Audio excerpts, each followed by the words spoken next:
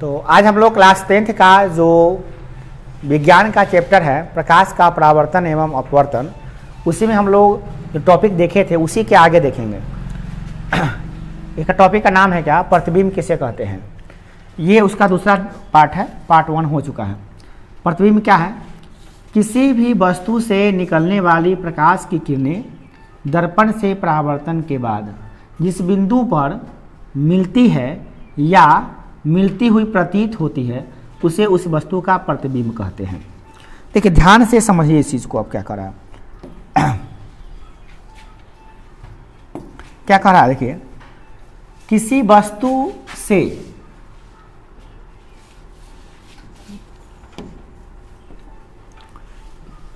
वस्तु से निकलने वाली प्रकाश की किरणें दर्पण से परावर्तन के बाद, मान लो ये दर्पण है, यहां पर एक सूर्य है, सूर्य की रोशनी, तो किसी वस्तु से यानी मान लेते हैं सूर्य से प्रकाश निकल रही है, सूर्य से निकलने वाली प्रकाश की किरणें, सूर्य से निकलने वाली प्रकाश की किरणें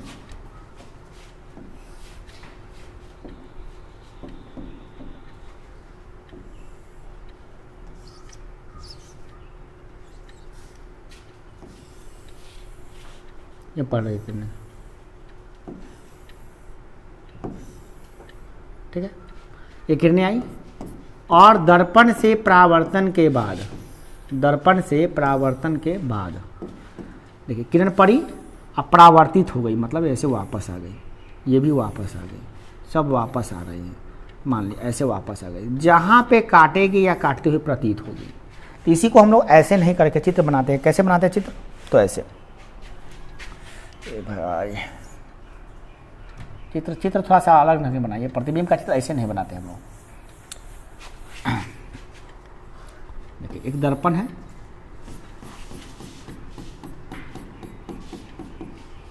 एक प्रकाश स्रोत से प्रकाश निकल रही है, प्रकाश आ रही है, इसकी प्रकाश की किरणें इस पे आ रही है, और आने के बाद दर्पण से परावर्तित होकर इधर वापस आएगी, ये भी पड़ेगी और ये वापस आएगी, ये भी प्रकाश की किरण जाएगी और वापस आएगी, और जहाँ पे जाएगी फिर वापस आएगी, और जहाँ पर काटते हुए प्रतीत होगी ये से जाएगी और वापस आएगी, जाएगी और वापस आएगी, ये भी किरण गई और वापस आएगी, गई और इधर परावर्तित होगी। तो जहाँ पे काटेगी या काटते हुए प्रतीत होती है उससे उस बिंदु का प्रतिबिंब कहते हैं। ये परिभाषा हो गया। और जनरल भाषा में अगर हम समझे तो ये समझ लीजिए कि ये एक वस्तु है और ये दर्पण में दो वस्तु नहीं, सर एक व्यक्ति है और दर्पण के सामने खड़ा है, तो उसका प्रतिबिंब जो बन रहा है यहाँ पे बन रहा है, ठीक है ना। तो प्रतिबिंब का मतलब होता है जो हम आईना के सामने खड़े होते हैं, जो हमारा तस्वीर बनता है आईना में, वो प्रतिबिंब होता है। ये कहने के लिए ठीक है, सुनने के लिए ठीक है, परंतु परिभाषा के लिए यही है, किसी वस्तु से निकलने वाली प्रकाश की किरणें दर्पण से परावर्तन के बाद जिस बिंदु पर काटती है या काटते हुए प्रतीत होती है उसे प्रतिबिंब कहते हैं। अब बात आ रही है कि प्रतिबिंब कितने प्रकार के होते हैं। प्रतिबिंब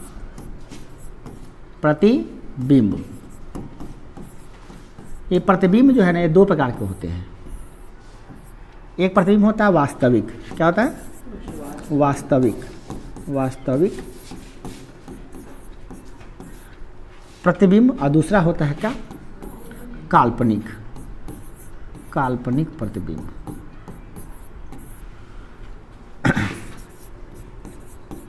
ये जो प्रतिबिंब होता है वास्तविक प्रतिबिंब, यह क्या होता है, जब प्रकाश स्रोत से, दर्पण बना लेते हैं, जब प्रकाश स्रोत से निकलने वाली प्रकाश की किरणें दर्पण से परावर्तन के बाद किसी बिंदु पर काटती हैं, गई आई, गई आई, ये किरणें गई और ये वापस आई, परावर्तित, एक आपतित किरण, परावर्तित किरण, ये भी आपतित किरण है, परावर्तित किरण, आपतित किरण, परावर्तित किरण, और इस बिंदु पर काटी है तो वास्तविक प्रतिबिंब बना है। तो वास्तविक प्रतिबिंब में एक गुण क्या होता है कि ये वास्तविक जो होता है वो हमेशा उल्टा होता है। वास्तविक प्रतिबिंब जो भी होता है वो उल्टा होता है। वास्तविक प्रतिबिंब जो भी होगा उल्टा होगा, उल्टा याद रखिएगा। वास्तविक प्रतिबिंब हमेशा उल्टा होता है, हमेशा। और काल्पनिक प्रतिबिंब किसे कहते हैं, काल्पनिक मतलब उल्टा का मतलब ये हो गया कि मतलब सर नीचे है तो पाँव ऊपर हो गया, पाँव ऊपर तो सर, ये वास्तविक प्रतिबिंब होता है। काल्पनिक प्रतिबिंब में क्या होता है? काल्पनिक प्रतिबिंब मतलब होता है प्रतिबिंब। काल्पनिक प्रतिबिंब जो होता है वो क्या होता है, इसमें दर्पण जो है ना, दर्पण से प्रकाश की किरणें, जैसे हम अवतल दर्पण उत्तल दर्पण लेते हैं, ये प्रकाश की किरणें गई और ये वापस इधर लौट गई, ये आपतित किरण है, परावर्तित किरण है, और यहाँ पे जाती हुई प्रतीत हो रही है। ये किरण गई और ऐसे लौट गई, ऐसा जाता हुआ प्रतीत हो रहा है, ये भी जाता हुआ प्रतीत हो रहा है, ये भी गई और ऐसे लौट आई, गई और ऐसे लौट आई, परंतु यहाँ पे जाती हुई प्रतीत हो रही है। ये भी गई और ऐसे लौट आई और ऐसे जाती हुई प्रतीत हो रही है, और यहाँ पर काटती हुई प्रतीत हो रही है, काटती नहीं है, काटती हुई प्रतीत होती है, तो इसे कहते हैं काल्पनिक प्रतिबिंब। काल्पनिक प्रतिबिंब जो भी बनेगा ना वो सीधा बनेगा, जैसे सर ऊपर है तो सर ऊपर ही रहेगा, सीधा एकदम सीधा बनेगा, ठीक है। सीधा और उल्टा का मतलब क्या होता है बताया, देखिए वास्तविक प्रतिबिंब में सीधा प्रतिबिंब बनता है, इसका मतलब ये हो गया ये सीधा है तो सीधा प्रतिबिंब बनेगा इसका, ठीक है। इसका अगर प्रतिबिंब हम बनाते हैं तो ऐसा बनेगा, ये वास्तविक प्रतिबिंब जो होता है ना उल्टा होता है, मतलब क्या ऐसा होता है, ठीक है, उल्टा बनेगा। और इसी का काल्पनिक, मान लो ये फोटो है यहाँ पे,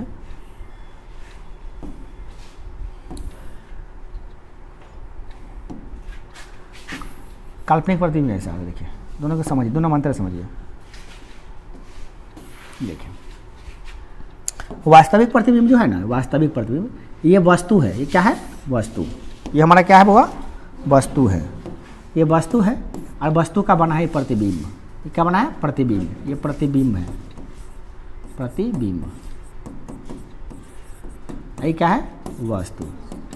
तो वस्तु का प्रतिबिंब कैसा बना है उल्टा, ये वस्तु है, इसमें ये क्या है वस्तु, इसका क्या है प्रतिबिंब।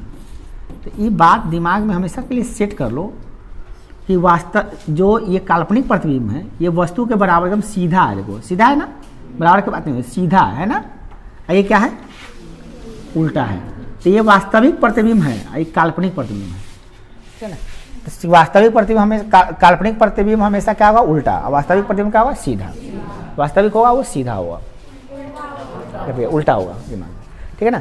वास्तविक जो होगा वो क्या होगा उल्टा होगा। अब यहाँ पे ये समझना है कि परिभाषा क्या होता है। देखिए प्रतिबिंब के प्रकार, प्रतिबिंब के जो प्रकार हैं वो दो प्रकार के होते हैं, पहला है वास्तविक, दूसरा है काल्पनिक।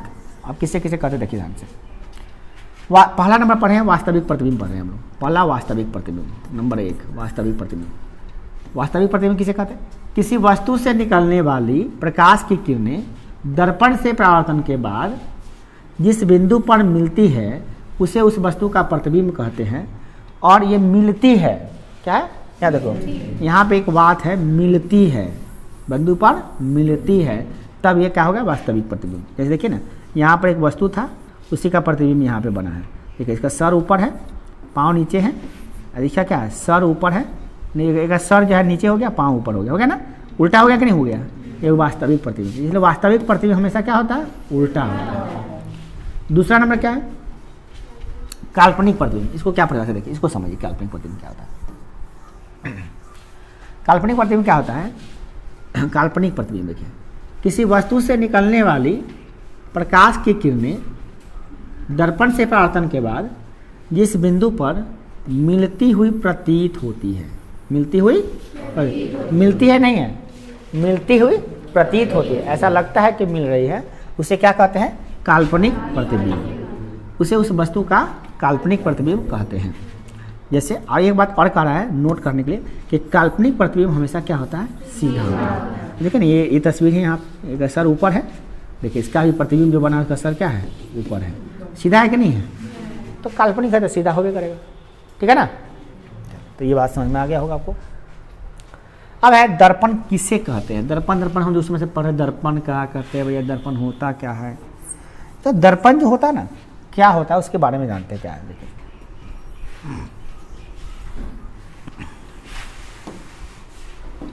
देखिए दर्पण जो होता है ना कांच का वैसा टुकड़ा जिसे एक तरफ से रजतीत कर दिया जाता है, रजतीत कर दिया जाता है उसे दर्पण कहते हैं। दर्पण क्या है? एक कांच का टुकड़ा है, कांच का एक टुकड़ा है, बस एक तरफ से उसको रजतीत यानी कि पेंट कर देता है। उसको क्या कहता है? पेंट। पेंट करना को क्या कहते हैं? रजतीत करना। तो पेंट कर दीजिएगा तो दोनों तरफ से नहीं ना कीजिएगा, एक ही तरफ से नहीं कीजिएगा। मैंने इधर से देखना है तो इधर पेज से पेंट कर दीजिए इसका, उधर से देखना है तो इधर से पेंट कर दीजिए, है ना। कांच का टुकड़ा को क्या करना है? एक तरफ से पेंट कर देना है। तो दर्पण जो होते हैं वो 3 प्रकार के होते हैं, ठीक है। वो दर्पण क्या होते हैं? 3 प्रकार के होते हैं। अच्छा, दर्पण तो ही है, दर्पण में 3 प्रकार के होते हैं मुख्यतः। मुख्य दर्पण जो होता है मुख्यतः 2 प्रकार के होते हैं, 2 ही प्रकार के होते हैं। दर्पण कितने प्रकार के होते हैं? 2 प्रकार के। तो ये कौन कौन से हैं? तो एक है समतल दर्पण, क्या है? समतल, समतल। दूसरा है गोलीय दर्पण, क्या है? गोलीय, गोली, अरे भैया क्या है? गोलीय। समतल दर्पण और गोलीय दर्पण। समतल दर्पण तो एक ही प्रकार के होते हैं, मगर गोलीय दर्पण 2 प्रकार के होते हैं। तो इसके बारे में थोड़ा हम बता दें डिटेल से। दर्पण के बारे में थोड़ा चीज़ से समझ लीजिए। चित्र बना हुआ है यहाँ पे, बट हम समझा देते हैं बढ़िया से। देखिए, पहले कोई पूछे दर्पण क्या है, तो कांच का या शीशा का एक टुकड़ा होता है, या प्लास्टिक का भी एक टुकड़ा हो सकता है, जिसके एक तरफ से रंगने पर जो वस्तु प्राप्त होता है उसे क्या कहते हैं? दर्पण कहते हैं। अब दर्पण में पूछा गया दर्पण कितने प्रकार के होते हैं? दर्पण मुख्यतः 2 प्रकार के होते हैं। कौन कौन होते हैं भैया? तो पहला है समतल दर्पण, समतल दर्पण। दूसरा क्या है? गोलीय दर्पण। दूसरा क्या है? गोलीय दर्पण। कौन है ये? कौन बना नहीं? आई कथी हो गया है?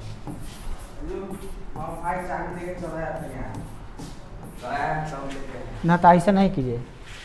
एक दिन किए तो ठीक है, 2 दिन किए तो रोज किया तो नहीं हुआ। कल से आइएगा तो वहाँ से वापस हो जाएगा। आई लास्ट वार्निंग समझा दिए। देखिए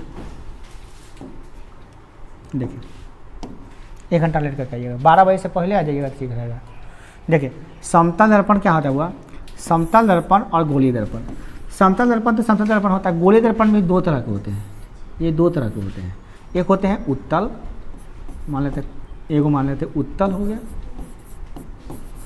उत्तल दर्पण, और दूसरा हो गया अवतल दर्पण। क्या हो गया? अवतल, अवतल दर्पण। उत्तल दर्पण, अवतल, ये भी कई प्रकार के होते हैं, ये भी कई प्रकार के होते हैं। उतना प्रकार हम लोगों को नहीं पढ़ना है। जब नया भारतीय भवन पढ़िएगा आप किताब, तो उसमें बहुत सारा दर्पण का प्रकार दिया हुआ, तो घबराइएगा नहीं। सर जी कहे थे सर जी दर्पण 2 तरह के होते हैं, समतल, गोलीय, तो बस इतना ही एनसीईआरटी आपको दे रहा है याद करने के लिए, ठीक है ना। इतने में से एग्जाम में आता है, तो इतने पढ़ना हमको याद रखें। दर्पण क्या है? तो किसी भी कांच या प्लास्टिक के टुकड़े को या शीशा के टुकड़े को एक तरफ से रंगने पर जो पदार्थ प्राप्त होता है उसे क्या कहते हैं? दर्पण कहते हैं। दर्पण 2 प्रकार के होते हैं, समतल दर्पण और गोलीय दर्पण। समतल दर्पण जो होता है ना, उसका परावर्तक सतह समतल होता है। दर्पण है ना, तो उसका एक तरफ से रंग दिया है, देखिए समतल, प्लेन है एकदम। समतल दर्पण एक तरफ से रंगा हुआ रहता है और प्लेन है। और गोलीय दर्पण जो होता है ना, वो किसी गोलाकार कांच का टुकड़ा होता है। वो कैसे होता है? तो ऐसे देखिए, इसका उत्तल दर्पण जो होता है वो ऐसा होता है, ऐसा, ठीक है, ऐसा। यह उत्तल दर्पण। इधर तो पेंट किया, ये कहती है पेंट है, रजतीत करना। क्या इसको कहते हैं? रजतीत, मतलब पेंट किए हैं। तो क्या पेंट की तरफ से खराब मुंह देखते हैं? नहीं। देखिए, ये पेंट क्या हुआ? भाग हुआ एक दर्पण का, नहीं, पेंट किया हुआ भाग, रजतीत। रजतीत मैंने क्या? पेंट वाला भाग है, पेंट है। तो पेंट की तरफ से देखिएगा क्या? नहीं देखिएगा। आप इधर से देखिएगा, कोई भी आदमी देखेगा तो इधर से नहीं देखेगा, मुंह देखेगा, है कि नहीं है? ऐसे नहीं देखेगा। इसको कहते हैं परावर्तक सतह। क्या कहते हैं? परावर्तक सतह। जहाँ पे परावर्तक सतह कहते हैं इसको। माने दर्पण के 2 भाग हो गए, माने 2 तरफ। एक तरफ का क्या कहते हैं? पेंट वाला भाग, और दूसरा क्या हो गया? परावर्तक भाग, परावर्तक, परावर्तक सतह। यही क्या हो गया? पेंट वाला सतह, पेंट वाला सतह। तो कोई भी दर्पण में होगा तो वही होगा, एक तरफ पेंट, एक तरफ परावर्तक, एक तरफ पेंट, एक तरफ परावर्तक। तो इसका तो परावर्तक सतह क्या है? समतल है। तो जिसका परावर्तक सतह समतल होता है उसे समतल दर्पण कहते हैं, ठीक है। और जिसका कर्व होता है, वृत्ताकार होता है, उसे क्या कहते हैं? गोलीय दर्पण। और गोलीय में 2 गो है, एक उत्तल, दूसरा अवतल। तो उत्तल दर्पण किसे कहते हैं? तो जिसका परावर्तक सतह उभरा हुआ हो, क्या हो, उभरा। देखिए ये पेंट वाला है, परावर्तक सतह ये ना है, तो परावर्तक सतह का उभरा हुआ है ना, बाहर उभरा हुआ है ना, इसको क्या कहेंगे, उत्तल दर्पण। अवतल में क्या होगा, धंसा हुआ। अब इधर समझते देखिए, ये रंग रहे हैं, पेंट कर दे रहे हैं, ये क्या, अवतल। ये क्या है, अवतल। अवतल देखिए, इस वैसा गोलीय दर्पण जिसका परावर्तक सतह धंसा हुआ है, वैसा परावर्तक सतह, वैसा गोलीय दर्पण जिसका परावर्तक सतह धंसा हुआ है। आराम से इसका परिभाषा हम लोग बना सकते हैं, एकदम आसानी से परिभाषा को बना के याद भी कर सकते हैं और रख सकते हैं याद। कभी याद करने की आवश्यकता भी नहीं पड़ेगा, ठीक से याद कर लिया तो अभी तो। देखिए समतल दर्पण किसे कहते हैं, तो वैसा दर्पण जिसका परावर्तक सतह, वैसा दर्पण, वैसा दर्पण तो सब में जुड़बे करेगा, वैसा दर्पण जिसका क्या हो, जिसका परावर्तक सतह, क्या, परावर्तक सतह, परावर्तक सतह क्या हो, सतह समतल हो, क्या हो, समतल हो, उसे क्या कहते हैं, समतल दर्पण कहते हैं, ठीक है ना। वैसा इसका में, इसमें क्या होता है, इसका परावर्तक सतह क्या होता है, परावर्तक सतह जो हो, क्या हो, उभरा हुआ हो, उभरा हुआ हो, उभरा हुआ हो, उसे क्या कहते हैं, उत्तल दर्पण। आज इसका परावर्तक सतह क्या हो, परावर्तक सतह, इसका परिभाषा बना रहे हैं, इसका परिभाषा क्या होगा, जो वैसा दर्पण जिसका परावर्तक सतह, परावर्तक सतह क्या हो, सतह धंसा हुआ, धंसा हुआ। तो दिक्कत है, बहुत आसानी से समझ सकते, कोई दिक्कत वाला बात इसमें नहीं है ना, समझ में आ गया, कोई दिक्कत नहीं।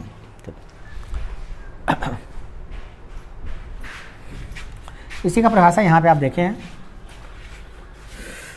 समतल दर्पण हो गया यहाँ पे भाई,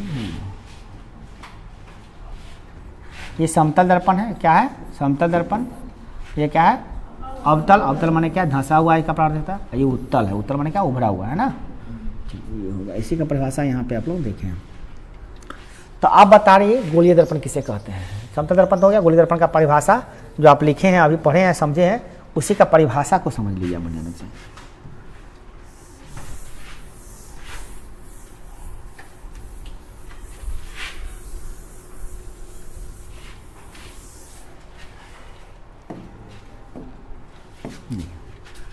गोलीय दर्पण किसे कहते हैं, वैसा दर्पण जिसका परावर्तक सतह उभरा हुआ हो या धंसा हुआ हो, उसे गोलीय कहते हैं, है ना। ये वैसा दर्पण जिस, हो गया एक मिनट पूरा, एक मिनट मार लिए थे, देखिए है ना, आराम से एक मिनट मार लिया। वैसा दर्पण जिसका परावर्तक सतह उभरा हुआ हो या धंसा हुआ, उसे क्या कहते हैं, गोलीय दर्पण। ये दो प्रकार के होते हैं, पहला है अवतल, दूसरा है उत्तल। अभी नहीं कैसा, पहले तो पढ़ा है, अभी उत्तल, पहला दूसरा मतलब होता नहीं है, दोनों पहले पढ़ लीजिए। अवतल किसे कहते हैं, जिसमें जिसका परावर्तक सतह क्या हो, धंसा हुआ हो, मेन है क्या, धंसा हुआ हो। अवतल में क्या होता है, धंसा हुआ।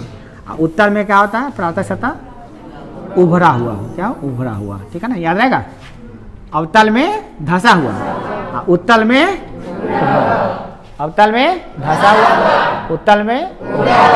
तो आप तुमसे पूछेंगे वो उत्तल दर्पण किसे कहते हैं, सर धंसा हुआ, अब धंसा हुआ, उभरा हुआ, ऐसे ना करेंगे। इतना तो समझने के लिए बता दिए, धंसा हुआ, उभरा हुआ, परिभाषा तो यहाँ लिखा हुआ है ना, परिभाषा नहीं सुनाओगे तुम, ये गलती मत करना, तो पढ़ी मानेंगे हम। चलिए नेक्स्ट, अगला है ध्रुव किसे कहते हैं। दर्पण के बारे में सब कुछ जानिए, A to Z जानिए दर्पण के बारे में, दर्पण के बारे में जान लीजिए सब कुछ। हम अवतल दर्पण के बारे में जानते हैं। दर्पण बना कैसे, देखिए एक गोलाकार भाग लेते हैं, एक गोलाकार भाग बनाते हैं। चलिए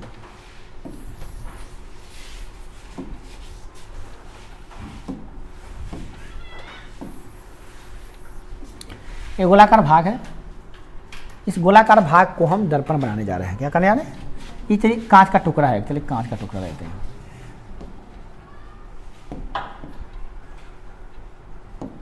दर्पण हम बनाने जा रहे हैं, चलिए इधर इसे बनाते हैं। चलिए दर्पण बनाने जाए।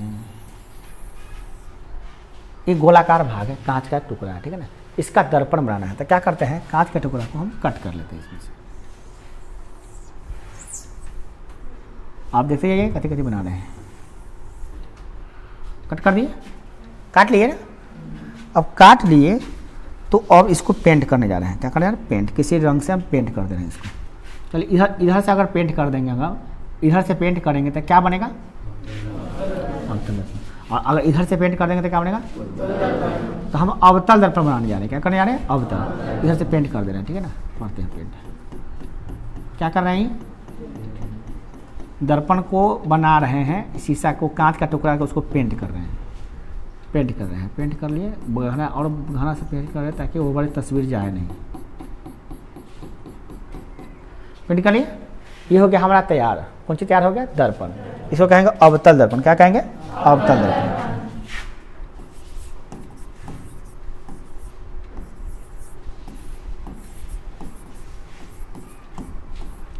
तो ये दर्पण किसी गोला का भाग था।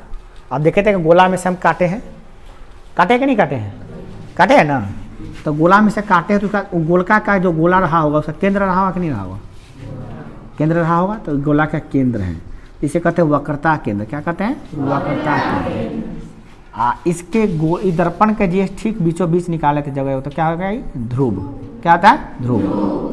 तो ये दोनों को हम मिला दिए, ये दोनों को हम मिला देते हैं।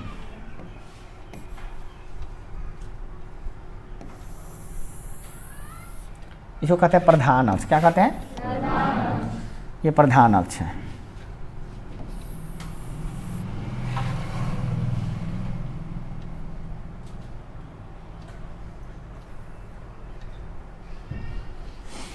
ये प्रधान अक्ष। अब सबका लिखते हैं हम। देखो इसको क्या, इसको करते हैं प्रधान अक्ष। देखो ये पर इसका दर्पण जो दिए, दर्पण का नाम देते हैं। पहले दर्पण का नाम देते हैं क्या, एम डैश। एम माने मिरर होता है, ये माने क्या होता है, मिरर। दर्पण माना था मिरर, मिरर, ठीक है ना। दर्पण को क्या कहते हैं, मिरर। तो इसको पूरा अवतल दर्पण को क्या कहते हैं, कनकेव, कनकेव कहते हैं, कनकेव मिरर। अवतल दर्पण कहते हैं कन्वेक्स मिरर। तो कनकेव मिरर जो है, ये मिरर है। तो मिरर दर्पण को क्या कहते हैं अंग्रेजी में, मिरर। तो शॉर्ट में कहते हैं एम। इसका नाम पड़ गया एम डैश। क्या हो गया, एम डैश। तो यहाँ से यहाँ तक एक मुंह हो गया, द्वार। ये ना द्वार है कर, मान लो कोनो चीज़ है तो द्वार, गेट ये ना करी कहीं, तो द्वारक हो गया। एम डैश क्या होगा, द्वारक। तो हम एक एक करके लिखने आते हैं। एम डैश क्या है, दर्पण है। कौन दर्पण है, तो अवतल दर्पण है। एम डैश, एम डैश क्या है, इसका नाम देना है।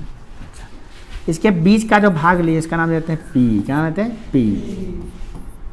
पी क्या है, इसका नाम देते हैं बगल जो केंद्र है उसको नाम देते हैं सी। क्या, वक्रता केंद्र। इसको नाम देते हैं बीच का इसको सी दे दिए यहाँ पे, और इसके बीच में जो पड़ा है वो बिंदु ले लिया अपने से, इसको कहते हैं एफ। क्या कहते हैं, एफ, ठीक है। और एक है ये वाला लाइन जो खींचे हैं, एक्स डैश, ठीक है ना। तो एक्स डैश क्या है, इस सब कुछ का नाम लिखना जरूरी है। दर्पण का ये सब भाग है, दर्पण का भाग है। चलिए कौन कौन भाग है, कैसे कैसे नाम लिखेंगे उसको लिखते हैं हम लोग। पहला है एम डैश। तो ये दर्पण है। कौन दर्पण है, तो अवतल दर्पण है, अवतल दर्पण है। पी क्या है, तो पी को कहते हैं ध्रुव है। क्या है, ध्रुव, ध्रुव है। सी क्या है, तो वक्रता केंद्र, वक्रता केंद्र है, वक्रता केंद्र है। एफ क्या है, तो फोकस है। क्या है, फोकस है। अच्छा, फ छूट गया है, फोकस। और ये क्या है आपका, एक्स डैश क्या है, प्रधान अक्ष। क्या कहते हैं इसको, प्रधान अक्ष। अब बात समझना है ध्यान से। अब यहाँ से जो ये दूरी है, ये केंद्र से ये जो यहाँ तक की दूरी है, इस दूरी को क्या कहेंगे हम, तो इस दूरी को कहा था आर। क्या कहता है, आर। क्या कहते हैं, आर। इसको कैपिटल आर ना करके स्मॉल आर भी कह सकते हैं। ऐसे 1/v आप पढ़े 1/v 1/u प्लस 1/r, बड़का आर पड़ेगा छोटका आर, बोलिए आर छोटका पढ़ेंगे बड़का, f बराबर r/2, आर बड़का है, ठीक है, आर हो गया। अच्छा यहाँ से यहाँ की जो दूरी होता है, यहाँ से f से लेकर p तक की दूरी हो, ये इसको f छोटका f कहा जाता है, ठीक याद आएगा। ध्रुव से, ये ध्रुव से कोई भी दूरी नापते हैं हम लोग, ध्रुव से वक्रता केंद्र की दूरी को क्या कहते हैं, तो इसको r कहते हैं। और f है, ध्रुव से f तक की दूरी को क्या कहते हैं, तो छोटका f कहते हैं। इसका हिंदी में नाम क्या है वो भी देख लेते हैं हम लोग। पहले नंबर समझ लेते हैं कि r इसमें क्या है, और ये वो चीज़ और आ गया f क्या है। चलिए इसका नाम भी लिख लेते हैं हम लोग। यहाँ से यहाँ तक की दूरी को कहते हैं वक्रता त्रिज्या, क्या कहते हैं, वक्रता त्रिज्या। और यहाँ से यहाँ तक की दूरी है उसको कहते हैं क्या, इसको यहाँ से यहाँ तक की दूरी को कहते हैं फोकस दूरी, फोकस दूरी। समझ में आ गया, ये दर्पण का पार्ट्स हो गया, समझ में आ गया। सब कुछ दर्पण का बना के सब कुछ हम आपको यहाँ पे इस तरह बता दिए। दर्पण कैसे, ऐसा नहीं दर्पण हम अचानक ले लिए हैं, दर्पण कैसे बना है वो सब हम आपको दिखाए हैं, दर्पण कैसे कैसे बनाए हैं सब बताए हैं। तो अब आप आसानी से बता सकते हैं, बता दीजिएगा। याद हो गया कि नहीं याद हो गया, एक बार फिर से देख लीजिए, याद करा देते फिर पूछेंगे आपसे हम। ये क्या है, mm' दर्पण है, और इसको दर्पण का द्वारक भी कहते हैं। क्या कहते हैं, दर्पण का नाम है mm', या यहाँ से यहाँ तक एक मुँह वो ये ना है, एक मेन मुँह ऐसे बैले है ना, बैले हैं, तो ये क्या mm' द्वारक भी है। क्या है, द्वारक भी कह सकते हैं इसको आप। mm' जो है वो क्या है, द्वारक है, द्वारक, दर्पण का द्वारक। क्या है, द्वारक है, मेन गेट, एंट्रेंस गेट है ना। तो mm' क्या है, दर्पण भी है, mm' क्या है, द्वारक भी है। और ये x' क्या है, प्रधान अक्ष। क्या है, प्रधान अक्ष। C क्या है, वक्रता केंद्र। F क्या है, फोकस, फोकस है, फोकस दूरी नहीं, फोकस। ये F जो देख रहे हैं ये वाला फोकस है। आप P क्या है, ध्रुव है। आप P से C की दूरी क्या कहते हैं, इसको R, वक्रता त्रिज्या। और P से F की दूरी को क्या कहते हैं, फोकस। ये आपको याद होना चाहिए, ठीक है ना, याद होना ही चाहिए, ठीक है ना। चलिए अब हम बताते हैं, ये आप लोग बताइएगा सब आदमी, ठीक है ना। चलिए दर्पण हम के बदल लेते हैं, दर्पण हम के अवतल नहीं उत्तल लेते हैं।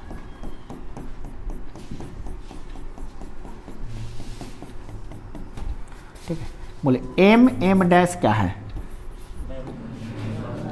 mm' क्या है, उत्तल दर्पण है। क्या है, बहुत बढ़िया बात है। चलिए अब आपको समझ में आ गया, और हमको समझाना अभी कम पड़ रहेगा, आपको समझ में आ चुका है सब कुछ। चलिए फिर भी लिख लेते हैं, mm' क्या है, mm' क्या है, उत्तल दर्पण। वो अवतल था, उत्तल है, उत्तल दर्पण। पहचाना आसान है, इसका परावर्तन सतह उभरा हुआ है। क्या, चलिए दूसरा नाम mm' को और क्या कह सकते हैं, mm' को कर सकते हैं उत्तल दर्पण का द्वारक, या द्वारक, द्वारक माने गेट, द्वारक माने गेट है ना। चलिए इसका यहाँ से एक रेखा खींच दी है जिसका नाम है x', इसको क्या कहेंगे, क्या कहेंगे, x' जो है इसको कहेंगे प्रधान, प्रधान। अब सब आ गया तुम लोगों को, एकदम आराम से बता सकते हो, ये याद करना ही पड़ेगा, तुमको समझना ही पड़ेगा। इसको क्या कहते हैं, P को क्या कहेंगे, ये ध्रुव है। और यहाँ पर एक C है जो इसका केंद्र है, इसका गोला का क्या है, केंद्र है, तो इसको क्या कहेंगे, वक्रता केंद्र।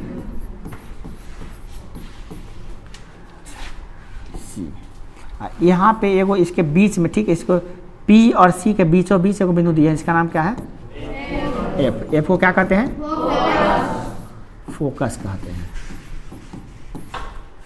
और यहाँ से यहाँ तक की जो दूरी है ये वाला, इसको क्या कहेंगे, क्या कहेंगे, वक्रता त्रिज्या। और यहाँ से यहाँ तक की जो दूरी है इसको क्या कहेंगे? फोकस दूरी। फोकस दूरी आ गया? कोई दिक्कत? कितने पार्ट्स में जान गए? 1 2 3 4 5 6 7 8। दर्पण के 8 भागों को हम लोग नाम जान गए हैं कि कौन चीज़ कहाँ पर है, और यही मेन है। इसके अलावा जो पार्ट नहीं है ये नहीं है। ये 8 वो मेन पार्ट है, दर्पण का मेन भाग है ये सब, है ना। जैसे हमारा शरीर है, शरीर में आँख है, नाक है, कान है, जाना जरूरी ना है जी। आप कोई को कहेंगे कि कान छुओ तो कान ये छुएगा, पकड़ कान खींचो तो ये खींचेगा, कोई बात हुआ? ये तो नाक है। कहेंगे हाथ उठा तो पैर उठाएगा, कोई बात हुआ? वो पता नहीं चलेगा, क्योंकि अंग पता ही नहीं उसको, है ना। तो उसी प्रकार से जब हम कहेंगे कि फोकस से खींचो तो उनको फोकस पता नहीं है, फोकस दूरी है तो पता नहीं रहेगा, तो कैसे कर पाओगे? कर पाओगे क्या? नहीं कर पाओगे। इसीलिए हम सभी अंगों को जाने हैं, सभी अंगों को जान गए, भली बात ही जान गए हैं। घर पे जाके आप इन चीज़ों को याद कर लिया कौन कहाँ पे है। किसी को डाउट नहीं है कोई? हम एक बार बना के बता भी दिए, और एक बार बना के आपको पूछ भी लिए, है ना, टेस्ट भी ले लिए। दूसरी बात क्या, इसका परिभाषाएं जो है, परिभाषा यहाँ पे बना हुआ है, ये परिभाषा है। क्या है इसका बना हुआ? परिभाषा। अब ये परिभाषा आप कितना अच्छा से समझ आते हैं ये जानिए, है ना। अब परिभाषा समझने के लिए आपको पूरा बढ़िया ढंग से A to Z को समझना पड़ेगा। इसका एक परिभाषा समझ लीजिए इसका क्या क्या है, क्योंकि थोड़ा सा जानना जरूरी है इसका।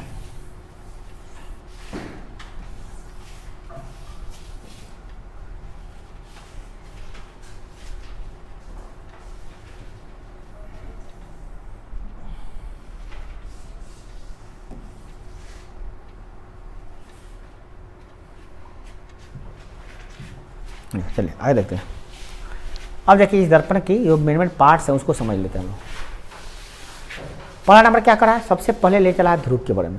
फिर एक बार चित्र बना लेते हैं हम, है ना। चित्र बनाना सही रहेगा कि आपको आ गया है समझ में? आ गया है। चलिए ध्रुव क्या है? गोलीय दर्पण जो है, दर्पण का हम पेंट कर लेते हैं भैया। थोड़ा बताने के लिए बताना ही पड़ेगा। कोई चीज़ का अंग बताना होता है तो पहले उसको लाना ही पड़ेगा भैया, ले लो, कोई उपाय नहीं है भैया। चलिए ध्रुव किसे कहते हैं? गोलीय दर्पण के मध्य बिंदु को ध्रुव कहते हैं।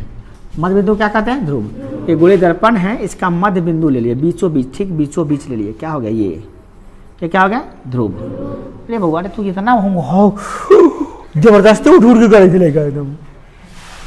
रे तू इंद्रासन मांग ले से कि इंद्रासन आए ये लड़का से को लेकर देखल ले जाता है। ये पता नहीं सुनने वाले कैसे कि पकड़ाई तक पता है। पहला मैच है जिसमें सोने वाले का पकड़ा है हमको। मैंने उठता भी है तो जबरदस्ती उठ रहा है भगवान से। तो जबरदस्ती उठी होगा देखियो, कोनो कागज थोड़ी ना है वो, कोनो काम का चीज है। बोलो कोनो काम का चीज नहीं है। कहाँ गया रे?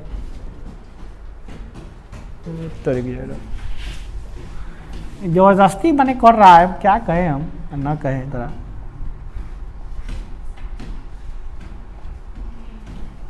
अरे कहाँ चला गया वो? अभी बनाया था ना, ये अभी ना बना ली हुआ, एक बाद बना ली हो, फिर ही पूछ ली हो, एक बाद फिर। अच्छा हमें क्या हो गया था? बड़ी अजीब है मैं इसलिए बुआ ने। देखो तू आंख खोल के भी बैठा है ना, तो ये तो सुत रही है। बात ये आ रहा है कि नींद आ क्यों रहा है? अब बात है रोज क्यों नींद आ रहा है?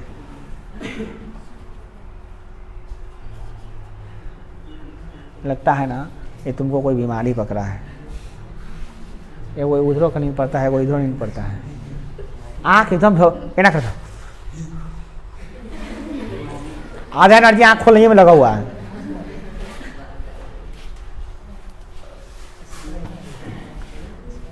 देखिए ये जो है ना एक बीमारी है, इसका इलाज यही है कि अपना जीवा के तालों में छटावित रहिए। जब नींद आएगा तो जीव को तालों में छटा लेना, अपनी नींद गायब। हाँ ठीक है, नहीं तो बर्फ के जमीन पे रख ले तो ठंडा आई रही। नहीं नींद बार बार नहीं आना चाहिए भाई, गड़बड़ बात है। अब पढ़ने के समय में नींद आने का मतलब समझते हो क्या होता है? दो बातें होती है। अभी खेलना उना रहा है, टीवी देखना है, मोबाइल में देखना है, नहीं आएगा नींद, नहीं आएगा, गारंटी देते नहीं आएगा। पढ़ने के समय में नींद आने का मतलब होता है पढ़ाई में इंटरेस्ट नहीं है बच्चा को।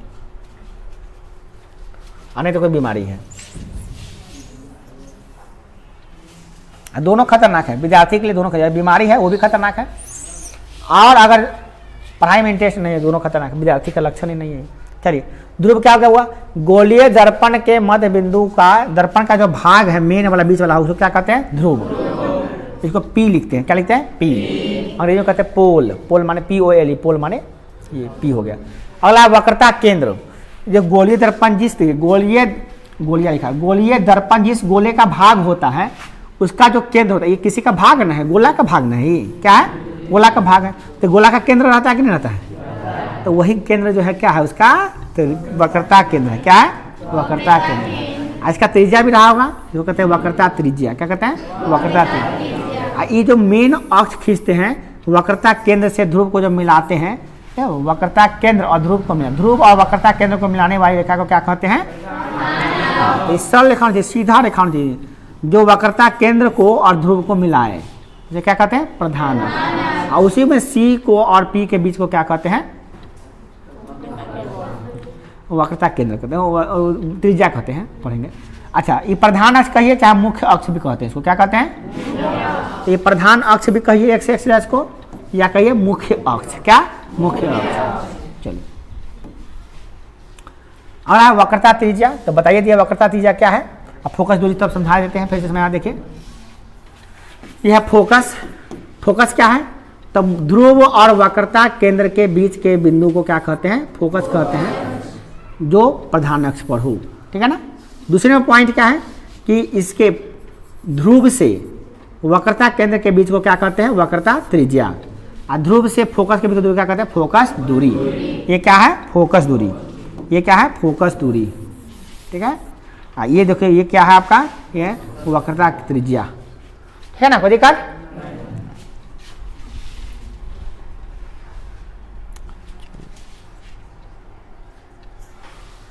प्रधान अवतल दर्पण का प्रधान अक्ष बताना है, उत्तल दर्पण का प्रधान अक्ष बताना है, और एक बराबर 2 सिद्ध करना है। चलिए अब प्रधान अक्ष के बारे में तो डिटेल से जानकारी प्राप्त करते हैं, डिटेल से।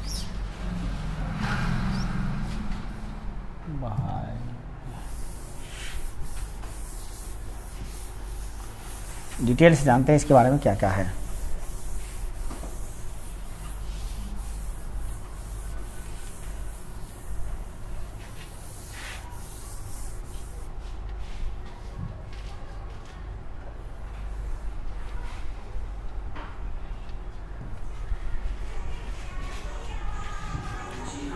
समतल अवतल दर्पण, पहले जानना है क्या अवतल दर्पण का प्रधान अक्ष क्या है, और उत्तल दर्पण का प्रधान अक्ष नहीं, फोकस, फोकस क्या, सॉरी, तो अवतल दर्पण का प्रधान फोकस, मुख्य फोकस, उत्तल दर्पण का मुख्य फोकस क्या होता है, फोकस जो मुख्य फोकस होता क्या, समझिए। अपना ध्यान से समझिएगा जो बात समझाने जा रहे हैं, बहुत इंपॉर्टेंट है ये पॉइंट जो समझाने जा रहे हैं।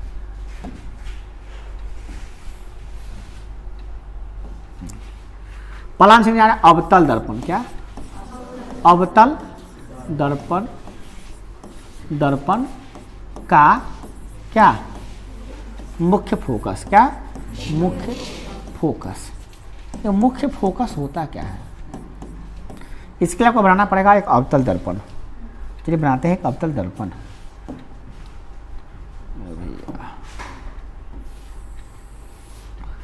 अवतल दर्पण बन गया है, बोलिए, नहीं रंगेंगे दर्पण थोड़ी, कांच है, रंगेंगे तब दर्पण बनेगा।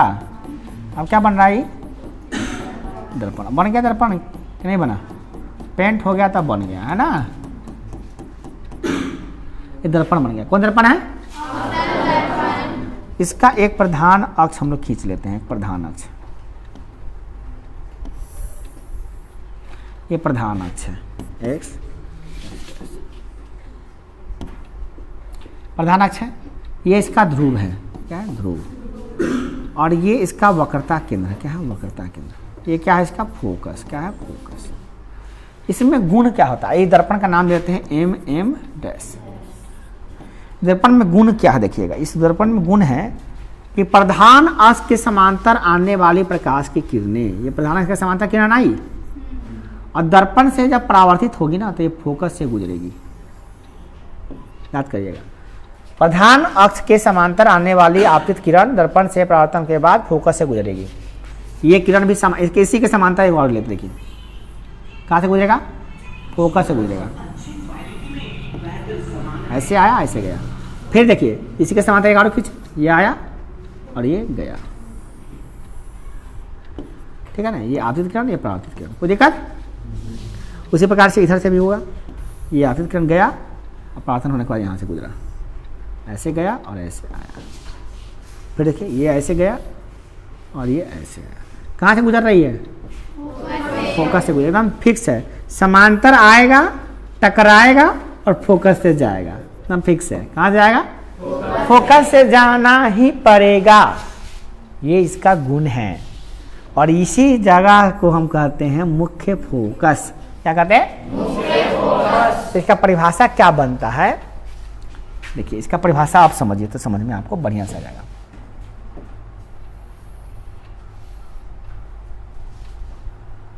परिभाषा समझिए क्या करा है। अवतल दर्पण का मुख्य फोकस क्या है, देखिए ध्यान से समझिएगा इस चीज को। प्रधान अक्ष का वह बिंदु मुख्य अक्ष के समान, वह बिंदु जहां प्रधान मुख्य अक्ष के समांतर आने वाली प्रकाश की किरणें दर्पण से परावर्तन के बाद उसे उस दर्पण के बाद मिलती है, उसे उस अवतल दर्पण का फोकस कहते हैं। देखिए ये प्रकाश से किरण आई है, दर्पण से टकराई है और यहाँ पे गई है, ठीक है। यही बेचारी गई है, टकराई है और टकराने के बाद कहाँ से, फोकस से गुजरी है। उसी प्रकार से सब गई, टकराई और फिर फोकस से गई, फिर ये भी गई, आपतित किरण टकराई और फिर फोकस से गई, सब जाके कहाँ मिल रही है, फोकस पे मिल रही है। इसीलिए इसको कहते हैं अवतल दर्पण का मुख्य फोकस। क्या कहते हैं, अवतल दर्पण का। कोई दिक्कत, किसी को दिक्कत, किसी को बता सकते हैं अवतल दर्पण का मुख्य फोकस किसे कहते हैं। तो अवतल दर्पण के प्रधान अक्ष या मुख्य अक्ष, दोनों बात बराबर है। प्रधान अक्ष कहिए चाहे मुख्य अक्ष कहिए, अपने गांव का प्रधान जी कहिए या मुखिया जी कहिए, मुखिया जी भी वही होता है, प्रधान जी भी वही होता है, ठीक है ना। प्रधान माने मुख्य होबे करता है, ठीक है ना। तो प्रधान जी माने मुखिया जी और मुख्य माने मुखिया जी, ठीक है ना, उसे माने। तो इसी प्रकार से हो गया क्या, ये प्रधान अक्ष कहिए चाहे मुख्य अक्ष कहिए। तो प्रधान अक्ष के समांतर आने वाली प्रकाश की किरणें दर्पण से परावर्तन के बाद जिस फोकस से ही गुजरेगी या जिस बिंदु से गुजरेगी उसे क्या कहते हैं, फोकस, मुख्य फोकस। क्या कहते हैं, मुख्य फोकस, मगर गुजरेगी, एकदम फिक्स है। अब क्या चलते हैं उत्तल दर्पण में, किसमें, उत्तल दर्पण में। चलिए उसमें चलते हैं हम लोग, इसको मिटाते हैं। अब थोड़ा सा टॉपिक चेंज हो जाएगा यहाँ पे। अब किसका पढ़ने जा रहे हैं हम लोग, किसका पढ़ने जा रहे हैं, बोलिए।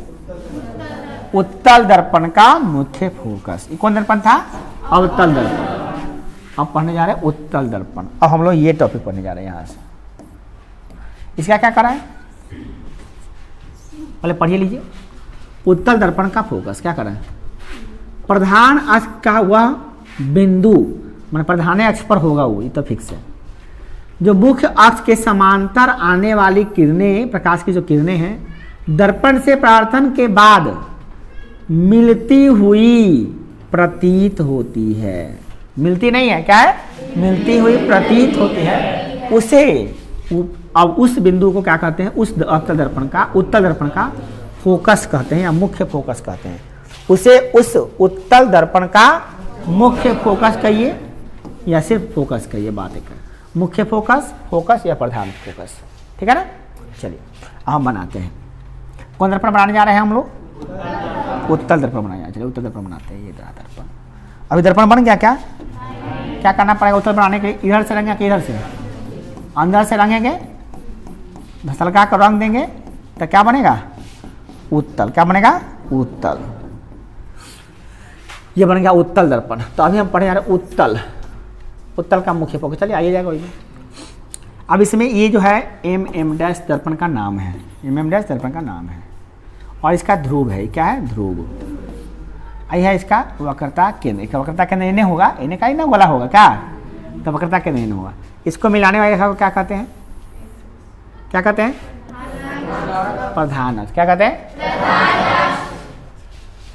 इसको थोड़ा सा घुमा देते हैं, घुमाना पड़ेगा हमको।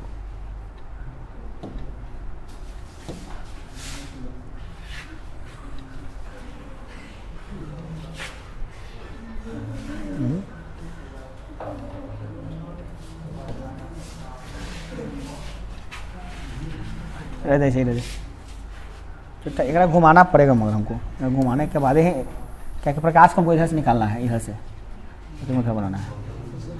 तो घुमाने के लिए इसका उपाय है ना,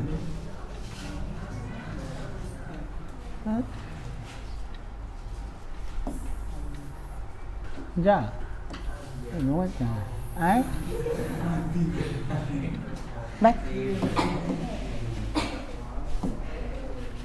हमको पूरा घुमाना है भाई, ये पूरा घुमाना है, ये पूरा समझता नहीं है भाई।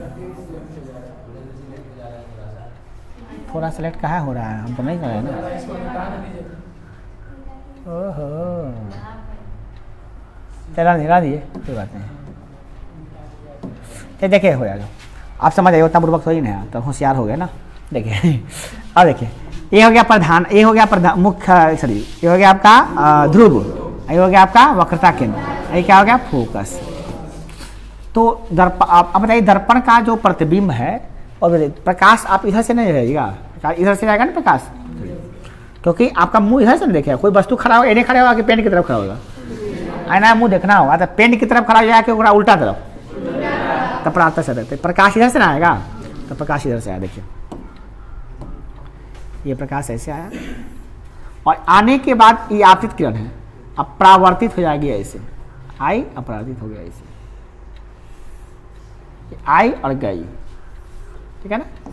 आपतित किरण परावर्तित, परंतु जाती हुई प्रतीत हो रही, कहाँ पे, यहाँ पे, ठीक है। ये बेचारी आई, ये किरण आपतित किरण, आया क्या है परावर्तित किरण, आई और गई, आई और गई उधर है, परंतु जाती हुई प्रतीत कहाँ हो रही, ऐसा प्रतीत हो रही है। ये किरण आई यहाँ पे आपतित किरण और गई इधर परावर्तित किरण, आपतित किरण परावर्तित किरण, ठीक है। और जाती हुई प्रतीत क्या हो रही, इधर जा रही है, क्या जा रही है कि प्रतीत हो रही है, आपतित किरण परावर्तित किरण, जाती हुई प्रतीत हो रही है इधर, माने प्रतीत होती है, जाती नहीं।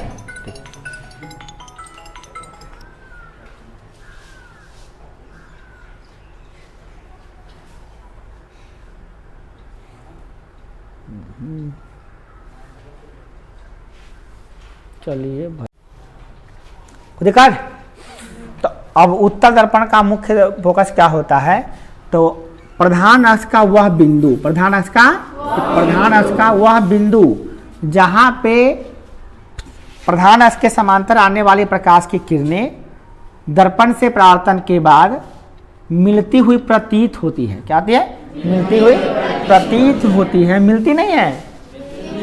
वो तो उन्हें भाग गया, वो उन्हें भाग गया, इन्हें भाग गया, नहीं, यहाँ पे प्रतीत हो रहा है, तो हम कहेंगे उत्तल दर्पण का मुख्य फोकस या फोकस। दिक्कत अवतल दर्पण में क्या था, मिल रहा था, आइए मिलती प्रतीत हो रहा है। चलिए ये बातें थी।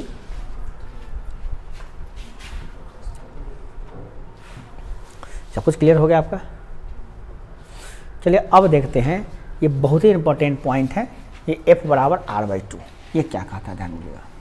करा क्या, गोलीय दर्पण की फोकस दूरी उसकी वक्रता त्रिज्या की आधी होती है। गोलीय बहुत VVI पॉइंट है ये। क्या करा है, गोलीय दर्पण का फोकस दूरी वक्रता त्रिज्या का आधा होता है। इसका मतलब क्या होगा, देखिए ये गोलीय दर्पण है, दर्पण बनाने के लिए पेंट करना पड़ता है, आप समझ चुके हैं इस बात को।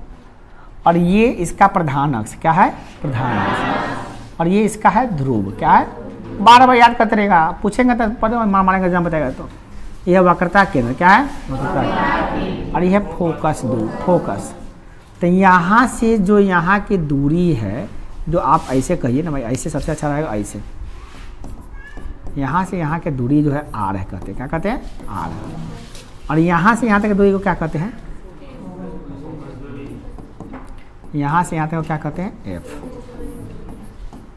देखा, ये आर है, यानी यहाँ से और यहाँ तक ये क्या है, आर है। लड़का देख रहे हैं, लड़का यहाँ से यहाँ तक क्या है, आर है। और ये देख रहे हैं ये लड़का यहाँ से ये क्या है, एफ है।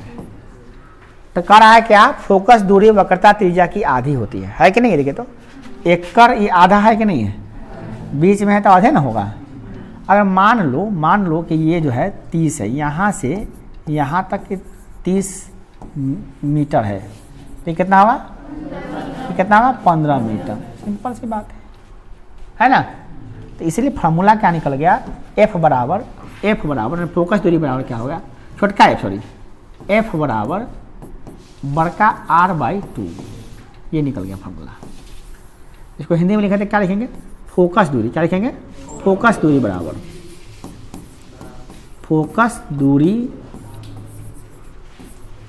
बराबर वक्रता, क्या, वक्रता त्रिज्या अब बटे, ठीक। अब कोई सवाल ये कहेगा कि बताओ भैया कि r बराबर अगर 50 सेंटीमीटर है तो f बराबर क्या होगा। तब कहेंगे कि भैया f बराबर फार्मूला क्या होता है, r/2, तो 50/2 यानी कि 25 सेंटीमीटर। कोई दिक्कत नहीं ना। और इसी को थोड़ा घुमा के कहिए तो क्या होगा कि जो फोकस दूरी होती है वो वक्रता त्रिज्या की आधी होती है। तो समझ में आएगा, वक्रता त्रिज्या क्या होता है, फोकस का 2 गुना होता है। क्या होता है, वक्रता त्रिज्या, ध्यान दीजिएगा, वक्रता त्रिज्या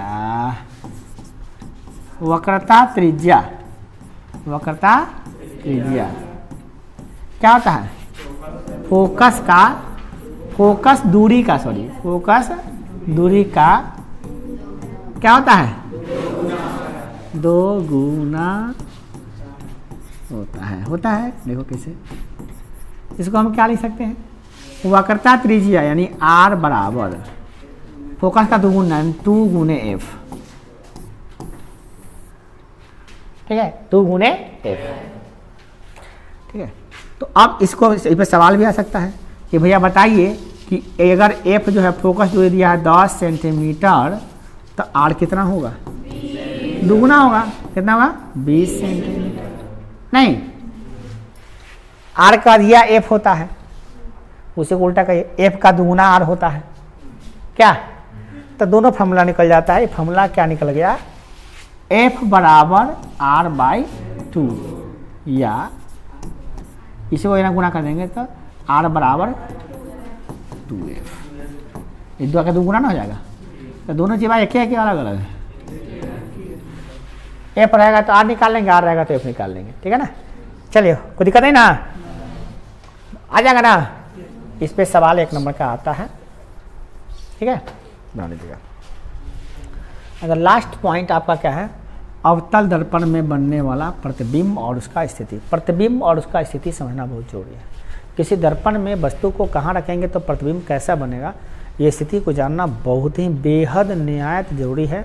और ये बहुत अच्छा टॉपिक है, इससे ऑब्जेक्टिव 2 नंबरी और 5 नंबरी भी आ सकता है।